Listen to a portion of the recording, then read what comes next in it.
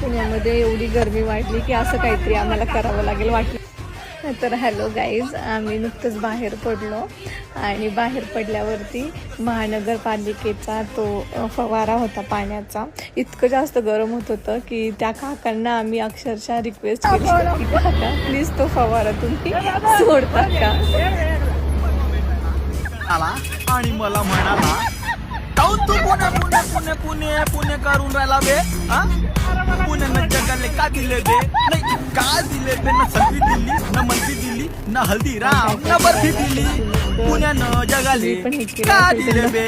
भटाला काऊन तू करून राहिला बे. मी म्हटलेले का एकदा बोललात परत बोलू नका.